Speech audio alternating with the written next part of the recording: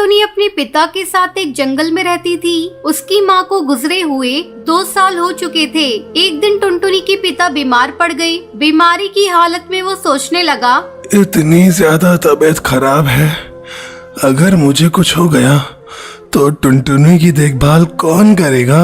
मैं आज ही अपने मालिक को बुलाऊंगा कि वो मेरी बेटी को गोद ले ले और उसकी अच्छी तरह से देखभाल करे। आखिर मैंने अपने मालिक की इतनी सेवा जो की है, मालिक मेरी बातों को नहीं टालेंगे।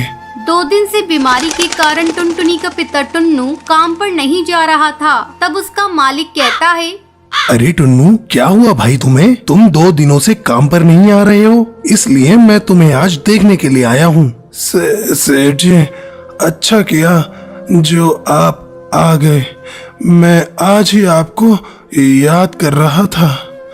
ऐसा लगता है अब मैं नहीं बचूंगा सेठ जी। ये मेरी बेटी है टुनटुनी। मैं चाहता था आप इसकी देखभाल करें। ठीक है टुन्नू, मैं अपनी पत्नी से पूछकर तुम्हें बताऊंगा। घर जाकर कड़कनाथ अपनी पत्नी सुंदरी कौवी को ये बात बताता है। सुंदरी कौवी, मेरे कारखाने में एक पक्षी काम करता है। आजकल वो बहुत बीमार है। वह चाहता है कि मैं उसकी बेटी को गोद ले लूं। क्या तुम उसके लिए राजी हो? अरे कड़कनाथ, क्या बात करते हो जी? हमारा तो खुद ही एक बेटा है कालू, और मैं वर्कर की बेटी को क्यों गोद लूं? ऊपर से उसके पढ़ाई का खर्चा, फिर उसकी शादी की चिंता। मुझे तो ये ठीक नहीं लग रहा है। अरे सुंदरी कौवी, तुम जरा दिमाग से सोचो। वो पक्षी जो कुछ ही दिन का मेहमान है, मैं इतना पागल थोड़ी ना हूँ कि मैं एक मजदूर की बेटी को गोद लेकर अपनी बेटी बना लूं। मैंने तो सोचा कि तुम्हें एक मुफ्त की नौकरानी मिल जाएगी। ये तो बिल्कुल पते की बात कही है आपने। अब कड़कनाथ टुनटुनी को लेने जाता है। अपने पिता से अलग होते समय टुनटुनी फूट फूट कर रोती है।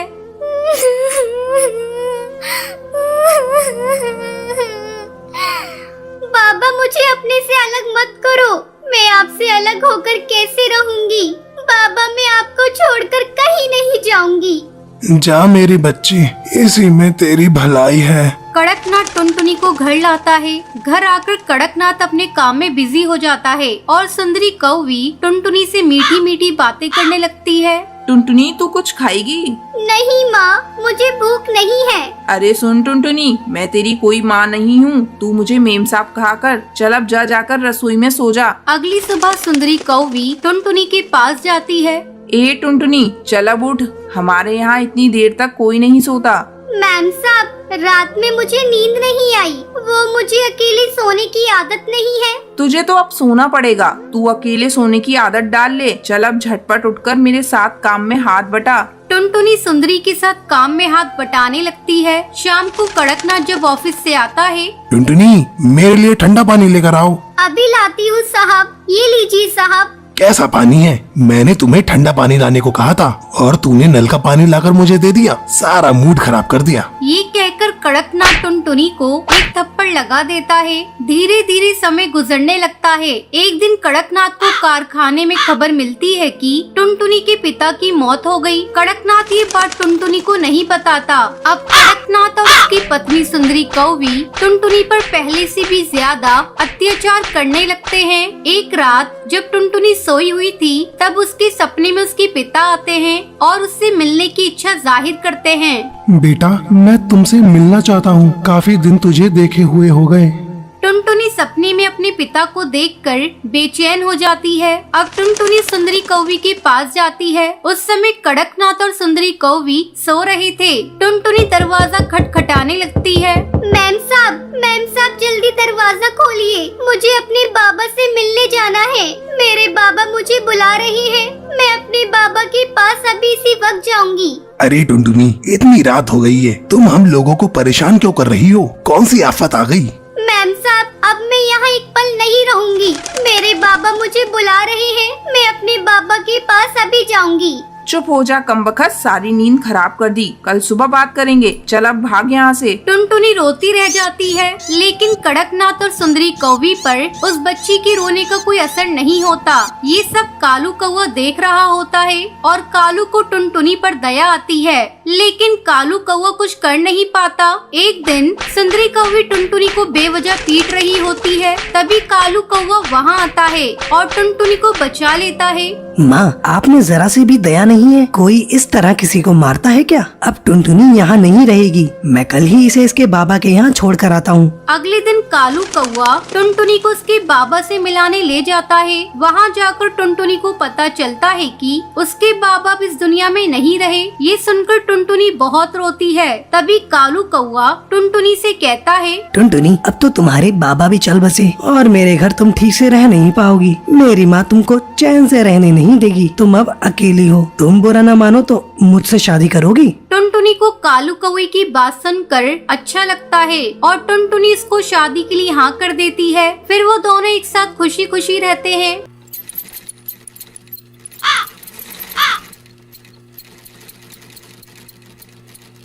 सुंदरवन जंगल में टुनटुनी चिड़िया अपनी माँ टूनी चिड़िया के साथ रहती थी। टुनटुनी चिड़िया को बचपन से ही सिलाई करने का बहुत शौक था। जब भी उसे समय मिलता वो अपनी माँ की सिलाई मशीन निकाल कर उस पे सिलाई करने लगती। माँ, ये देखो ना, मैंने कितनी अच्छी फ्रॉक सिली है। अरे वाह बिटिया, तूने तो बहुत अच्छी सिलाई की है।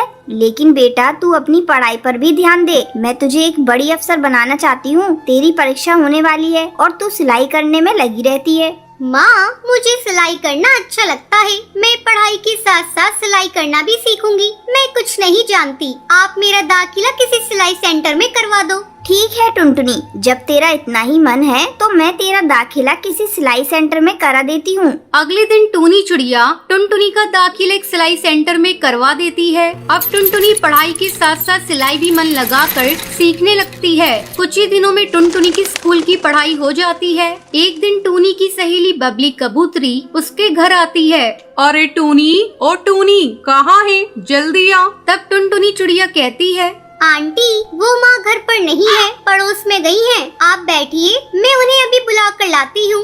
तुम टुनटुनी हो ना?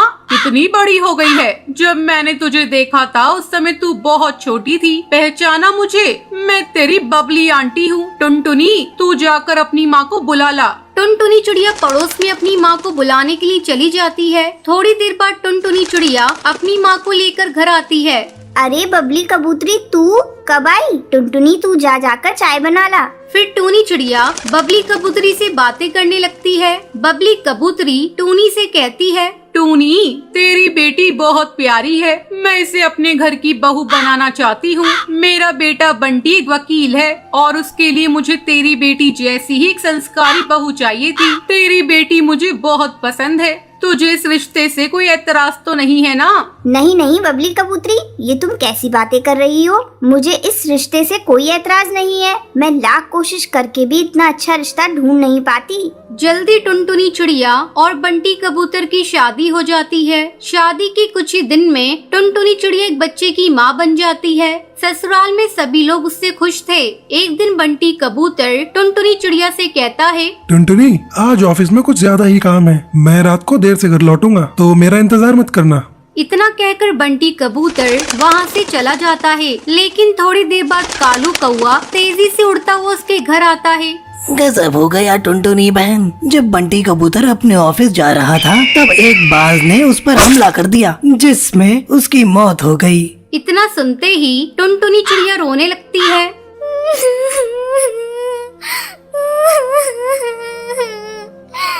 माँ जी, ये सब क्या हो गया? माँ जी, बंटी कबूतर के बिना भी ये घर कैसे चलेगा? टुनटुनी, तू हिम्मत मत हार बेटा।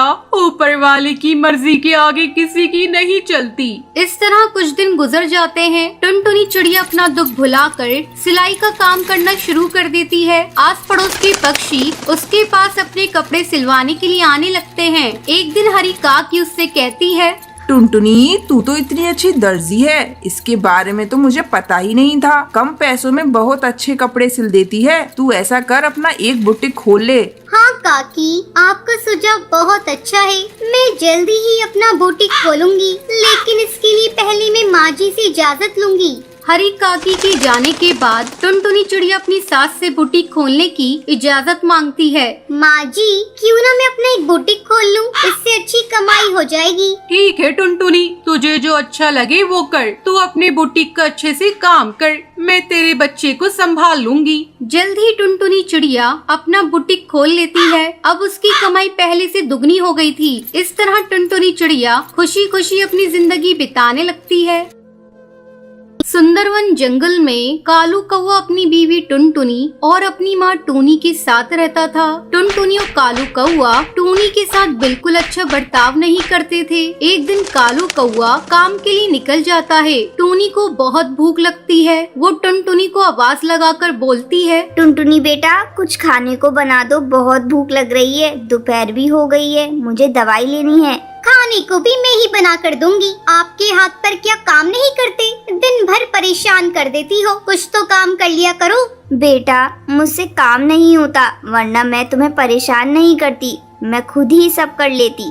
हाँ हाँ, खाना खाने को बोल दो बस, तो भर भर कर खा लोगी। और थोड़े से काम का बोल दो तो हाथ पैर नहीं चलते इनके। इतना बोलकर टुनटुनी अपने कमरे में चली जाती है। टूनी चिड़िया भूखी ही रोते रोते अपने कमरे में जाकर सो जाती है। शाम को कालू कौवा नौकरी से आकर अपने कमरे में जाकर सो जाता है। टूनी चिड़िया भूखी प्यासी ही सोई रहती है, उसे कोई पूछने नहीं आता। दूसरे दिन टूनी की तबीयत खराब हो जाती है। टूनी कालू कौवे के पास जाती है और बोलती है, बेटा कालू, मेरी तबीयत आज कुछ ठीक नहीं है और मेरी शुगर की दवाई भी खत्म हो गई है, जरा बाजार जाकर ला दो।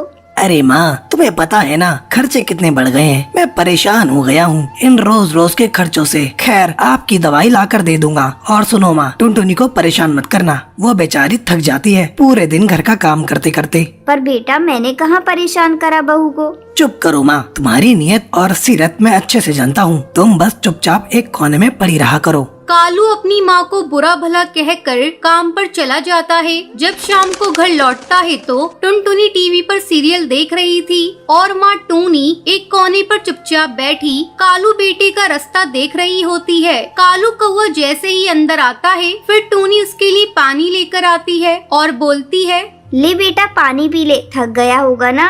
हाँ हाँ, P low Kalu ji, P low. तुम्हारी माँ को ही तुम्हारी फिक्र है बस, मैं तो कभी तुम्हारे बारे में सोचती ही नहीं हूँ।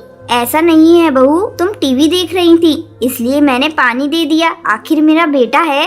अरे, सब समझती हूँ मैं आपकी हरकतें, कितनी चालबाज हैं आप, घर में फूट पड़वाना चाहती हो। ऐसा कुछ नहीं है बहू, बेटा तू समझा बहू को, ये क्या कुछ बोल रही है। क्या समझाऊं है, क्या समझाऊं? सही तो बोल रही है, कोई काम होता नहीं तुमसे और मुझे देखकर सब काम खुद करने लग जाती हो। मुझे तो समझ नहीं आता कि कैसे झेलूंगा मैं तुम्हें माँ।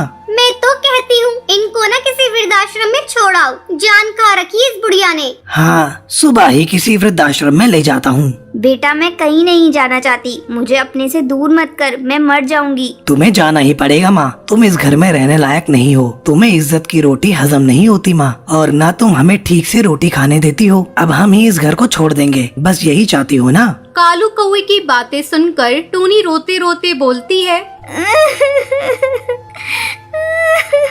नहीं बेटा, तू ऐसा मत बोल, मैं ही चली जाऊंगी। सुबह होते ही कालू कौवा अपनी बूढ़ी माँ को वृद्धाश्रम छोड़ आता है। थोड़ा समय बीत जाता है। एक दिन कालू कौवा और टुनटुनी लंच के लिए अपने दोस्त मिट्ठू तोता को अपने घर बुलाते हैं। मिट्ठू कालू से बोलता है, अरे यार, कितने सालों बाद मिले हैं अपन आज। हाँ यार, बहुत टाइम हो गया। आज तो भाभी जी के हाथ का खाना खाने को मिलेगा। पर भाभी, एक बात बोलूंगा, आंटी जैसी दाल की खिचड़ी कोई नहीं बना सकता। वो तो पूरे जंगल की बेस्ट कुक है। क्यों, है ना कालू कौवे? हाँ यार। वैसे यार, आंटी है कहाँ, दिखाई नहीं दे रही है। यार, मैं और टुनटुनी उनसे परेशान हो गए थे, उन्होंने परेशान कर दिया था। खाना, दवाई और कितनी महंगी दवाइयाँ आती थी उनकी, तुझे तो पता ही है, तुझसे ही तो मंगवाता था मैं दवाइयाँ। हाँ सही बोल रहा है, पर जिसे तू नॉर्मल शुगर की दवाइयाँ समझकर मंगवाता था ना, वो तेरी माँ का तुझे दिया गया ऐसा कर्ज है जो तू कभी नहीं चुका सकता कालू। तू कभी आंटी के मन को समझ ही नहीं पाया। उनके मन में सिर्फ तेरे लिए प्यार था, और ये तेरी जिंदगी जो है ना, ये उसी दिन खत्म हो जाती जब तू 9 साल पहले हॉस्पिटल में एडमिट हुआ था। जिस माँ ने तुझे ये बोला था ना हॉस्पिटल में, बेटा परेशान मत हो, नॉर्मल पथरी का ऑपरेशन है, उस माँ ने अपनी जान की परवाह ना करते हुए तुझे एक किडनी दी थी। वो चाहती तो उस वक्त अपनी फिक्र करके तुझ जैसी औलाद को मरने देती, पर उन्होंने तुझे बचाया और थू है तुझ पर कालू। मिट्ठू की बातें सुनकर कालू की आंखों से आंसू बहने लगते हैं। दूसरे दिन ही कालू कौआ सुबह सुबह अपनी माँ को लेने आश्रम पहुँच जाता है। आश्रम में टूनी की तबीयत बहुत खराब होती है और वो बस कालू को ही याद करती रहती है। डॉक्टर कालू को देखते ही बोलती है, कैसी बेटी हैं आप जो अपनी माँ को इतनी तकलीफ में भी यहाँ छोड़ गए। वो आपको इतना याद कर रही है और आप अपने ही जीवन में मस्त हैं। आप जैसे लोगों को अपनी माँ का जरा भी ख्याल नहीं होता। डॉक्टर आप उन्हें ऐसे मत डांटिए, उनकी कोई गलती नहीं है, वो तो मैं ही बार बार बीमार पड़ती रहती हूँ। देखा कितनी अच्छी माँ है, तुम्हारी गलतियों को भी अपनी गलती बता रही है। तुम धन्य हो जो तुम्हारे पास माँ है। इस दुनिया में ऐसे भी पक्षी हैं जिनके पास माँ का साया तक नहीं होता। डॉक्टर की बातें सुनकर कालू अपनी माँ टूनी को रोते रोते गले लगाता है और बोलता है, माँ मुझे माफ कर दे माँ, मैं तेरे कर्जों को कैसे उतारूं? माँ मैंने तुझसे बहुत बुरा बर्ताव किया। माँ जी मैंने भी बहुत बुरी तरह से आपको परेशान किया, मुझे माफ कर दीजिए माँ जी। अरे मेरे बच्चों, माँ कभी अपने बच्चों से नाराज होती है? मैं तो बस हमेशा तुम्हें खुश देखना चाहती हूँ। और फिर तीनों खुशी खुशी घर आ जाते हैं।